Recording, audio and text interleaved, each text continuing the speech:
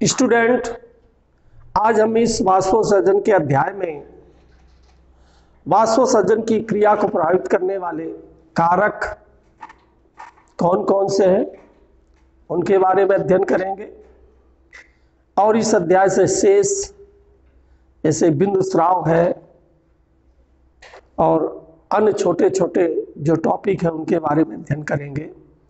तो आइए स्टार्ट करते हैं वाष्पोत्सर्जन को प्रभावित करने वाले कारक।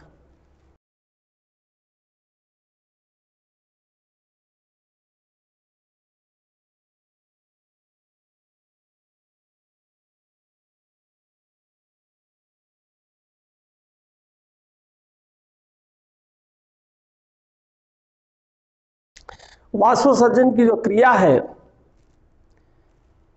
इसको प्रभावित करने वाले जो कारक हैं उन कारकों को अध्ययन की सुविधा की दृष्टि से दो शीर्षकों में विभाजित किया जा सकता है। पहला है वाह्य कारक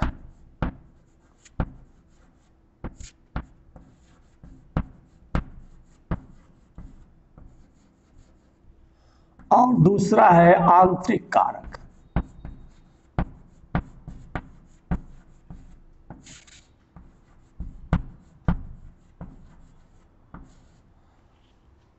वाह्य कारकों की बात करें तो इसमें सबसे पहले आता है प्रकाश। वाह्य कारकों को भी चार भागों में विभाजित किया गया है। पहला है प्रकाश।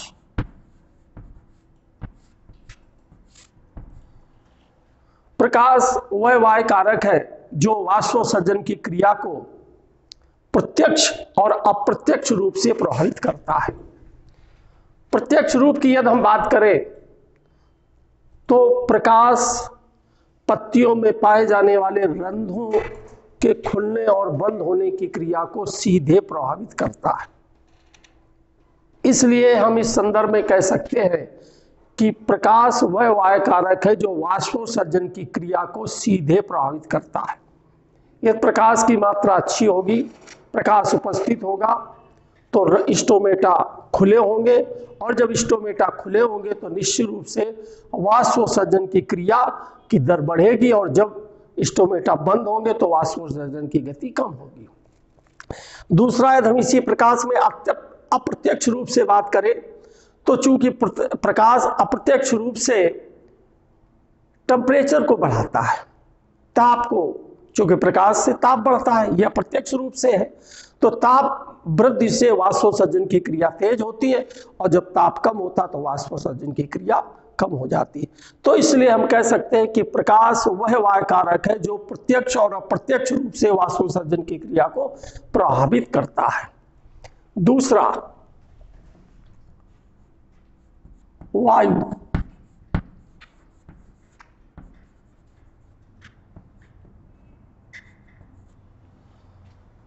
वायु वह वाह्य कारक है जो वाष्पोत्सर्जन की क्रिया को प्रभावित करता है।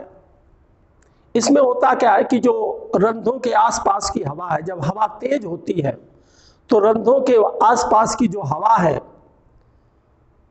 वहां पर गर्म हवा का क्षेत्र एक बनता है और चूंकि रंध्रों के आसपास की जब हवा गर्म हो जाती है उस क्षेत्र की तो फिर वाष्पोत्सर्जन की क्रिया भी तेज हो जाती है। तो सीधे जो वायु की मात्रा है, हवा की मात्रा है, वो वाष्पोत्सर्जन की क्रिया को प्रभावित करती है। और तीसरा है मृदा में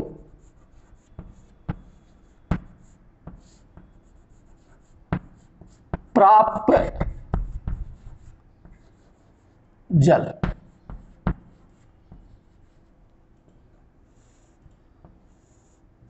इस कारक को यूं समझे कि जब मृदा में पर्याप्त जल की मात्रा अधिक होगी, प्राप्त जल का मतलब यह है कि मृदा के कणों में पाए जाने वाला वो कैपिलरीज वाटर जिसे पौधे जब खनिज और जल अणुओं का अवशोषण करते हैं उसी जल का अवशोषित कर पाते हैं।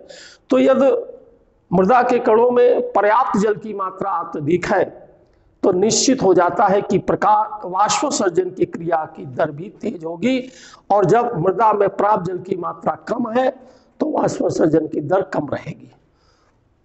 और चौथा है ताप। ताप या टेम्परेचर वह वायु कारक है जो सीधे वाष्पोत्सर्जन की क्रिया को प्रभावित करता है। जब टेम्परेचर अधिक होगा तो वाष्पोत्सर्जन की दर तीव्र होगी, और जब तापमान कम होगा तो वाष्पोत्सर्जन की दर कम हो जाती है। अर्थात तापमान जो है वह वाष्पोत्सर्जन की दर के बिल्कुल समानुपाती। जैसे जैसे ताप की मात्रा बढ़ेगी वाष्पोत्सर्जन की दर भी बढ़ती चली जाएगी। ताप कम होगा तो वाष्पोत्सर्जन की दर कम रहेगी। ठीक है, उसका ये भी मतलब है कि ताप जब अधिक होता तो आर्द्रता कम हो जाती वायुमंडल में, और आर्द्रता कम होगी तो निश्चित रूप से वाष्पोत्सर्जन की क्रिया कम रहेगी। तो ये थे वायु कारक जो सीधे वाष्पोत्सर्जन की क्रिया को प्रभावित करते हैं।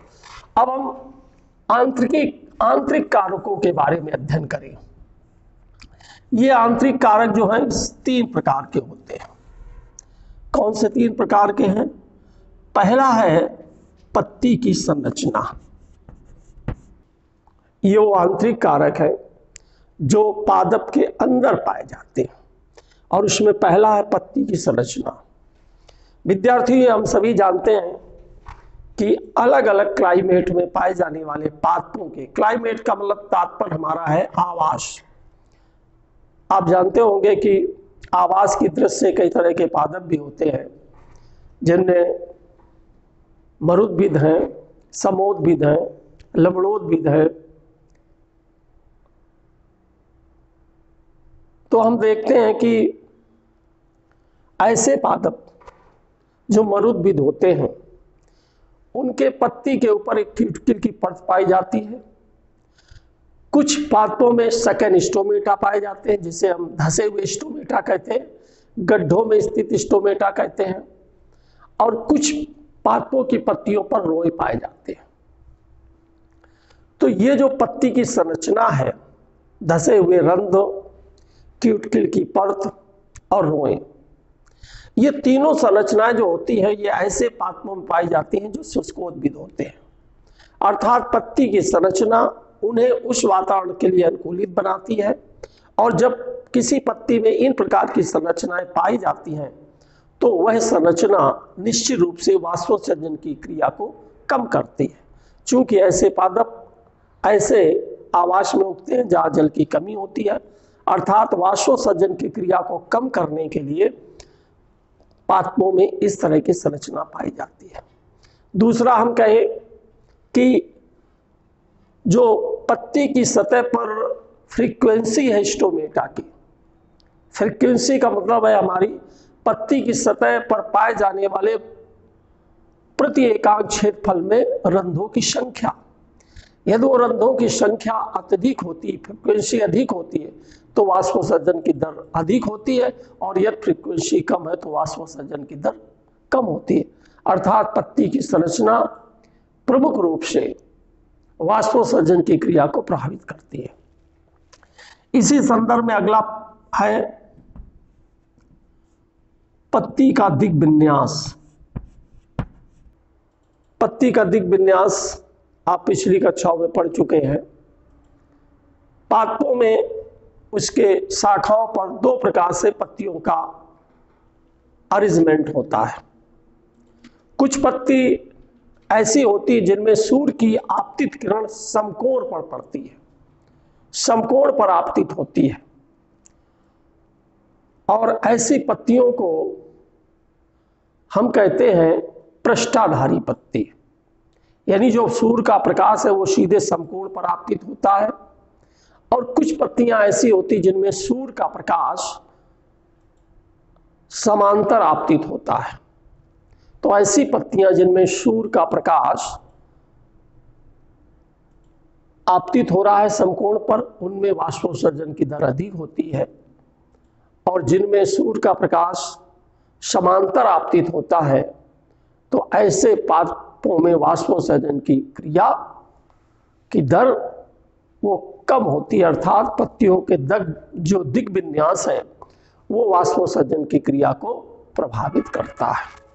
और तीसरा और अंतिम जो आंतरिक कारक है उसको भी हम समझने की कोशिश करें। को किस प्रकार से प्रभावित करता है, उसका नाम है मूल प्ररोह अनुपात।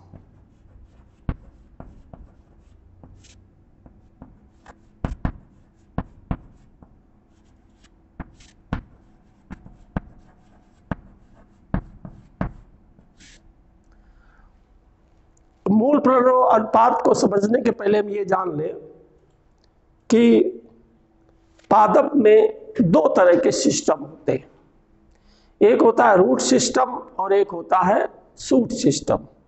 यानी पादप का वह भाग जो जमीन से ऊपर आपको दिखाई दे रहा है उसको कहते हैं प्ररोह, और इसका निर्माण परागकुर से होता है। और पादप का वह भाग जो जमीन के नीचे है उसको कहते हैं मूल सिस्टम। तो हम ये जाने कि मूल प्ररोह अनुपात, यदि पादप में यानी मूल प्ररोह का अनुपात सीधे वाष्पोत्सर्जन की क्रिया को प्रभावित करते हैं। यदि प्ररोह की मात्रा अधिक है और मूल की मात्रा कम है, उसका क्षेत्रफल कम है, तो निश्चित रूप से वाष्पोत्सर्जन की दर अधिक रहेगी। चूंकि प्ररोह सिस्टम में तीनों तरह से, चाहे स्टोमेटल ट्रांसपायरेशन हो या लेंटिकुलर ट्रांसपायरेशन हो या क्यूटिकुलर ट्रांसपायरेशन हो, चूंकि तीनों जो है वाष्पोत्सर्जन की क्रियाएं वो इस प्ररोह तंत्र से भी होती है, तो पादप में पाए जाने वाला मूल प्ररोह अनुपात भी वाष्पोत्सर्जन की क्रिया को सीधे प्रभावित करता है। यदि प्ररोह का क्षेत्रफल अधिक है, उसकी मात्रा अधिक है, तो वाष्पोत्सर्जन की दर भी तेज होगी। तो ये हम देख रहे थे कि वाष्पोत्सर्जन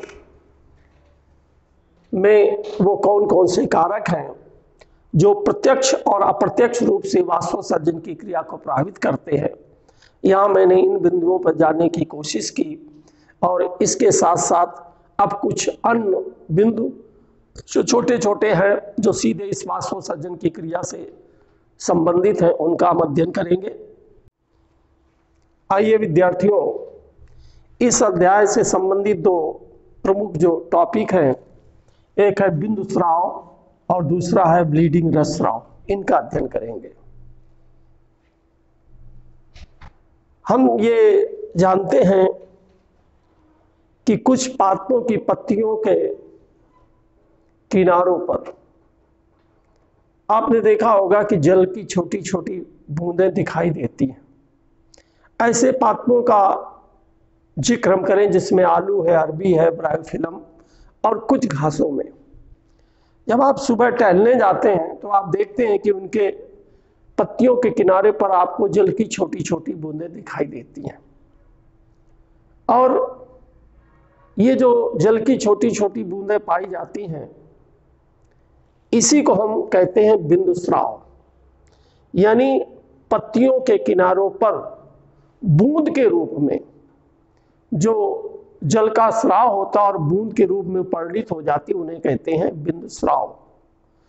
और ये जो बिंदु स्राव होता है वो पाया जाता है किसमें? ये है आलू में, अरबी, ब्रायोफिलम, इसे पत्थर चटा भी कहते हैं, और घासों में भी क्रिया पाई जाती है। यानी कुछ पादपों की पत्तियों में के किनारों पर बूंद के रूप में जो जल स्राव की क्रिया होती है उसे हम गटेशन या बिंदु स्राव कहते हैं। अब ये क्रिया को और अच्छी तरह से आप समझने की कोशिश करें। हम ये जानते हैं कि जो वाहिनियां हैं, जाइलम वाहिनियां, और जाइलम वाहिनियों के द्वारा ही जल और खनिज लवणों का स्थानांतरण पादपों में एक स्थान से दूसरे स्थान पर होता है। तो हम ये जानते हैं कि वाहिनियों के जो अंतिम सिरे होते हैं पत्तियों में, वो एक जल रंध्र में खुलते हैं जाकर के, और जल रंध्र में एक छोटा सा छिद्र पाया जाता है जिसे जल छिद्र कहते हैं। जल छिद्र में पाई जाने वाली जो द्वार कोशिकाएं हैं वो निष्क्रिय होती हैं, यानी उनमें मोमेंट नहीं होता है, वो खुलती और बंद होती नहीं है। अर्थात ये जो जल छिद्र होते हैं सदैव खुले रहते हैं। जल छिद्र के अंदर की तरफ मृदुकी कोशिकाओं का एक क्षेत्र पाया जाता है जिसे कहते हैं एपिथेम। अब होता क्या है कि जब जाइलम वाहिनियों में मूल दाब बढ़ता है तो ये जल एपिथेम कोशिकाओं में स्थानांतरित हो जाता है और यही स्थानांतरित जल जो जल छिद्र हैं उनके माध्यम से पत्तियों के सिरों पर पहुंच जाता है। तो इस तरह से पादपों में बिंदु स्राव की क्रिया संपन्न होती है। इसके अलावा दूसरा जो टॉपिक है वो ब्रीडिंग है। ब्रीडिंग का मतलब यह है कि पौधों के क्षतिग्रस्त भागों पर जो एक रस का स्राव होता है, यानी रस का जो बाहर निकलता है द्रव, उसे कहते हैं बिंदु स्राव। ये क्रिया आपको जैसे रबड़ के पादपों में दिखाई देती है, लेटेक्स बाहर निकलता है। उसका कारण है कि जब कहीं पर कोई स्थान तने का क्षतिग्रस्त होता है तो मूल दाब के कारण वह क्षेत्र में पाई जाने वाली जो कोशिकाएं हैं, वो या हम कहें कि जो जाइलम वाहिनियां हैं, वो धनात्मक तनाव में आ जाती है और धनात्मक तनाव में आ जाने से जो कोशिका रस है वो बाहर निकलने लगता है और यह क्रिया कहलाती है बिंदु स्राव। और बिंदु स्राव की क्रिया के द्वारा ही जो रबड़ के पादप होते हैं उनसे लेटेक्स प्राप्त की जाती है। तनों को काट दिया जाता, वहीं से वो लेटेक्स के रूप में बिंदु स्राव की क्रिया प्रारंभ हो जाती है और उसे कलेक्ट कर लिया जाता। तो इस अध्याय में इतना ही है और आगे के अध्याय में अगले वीडियोज में हम अध्ययन करेंगे।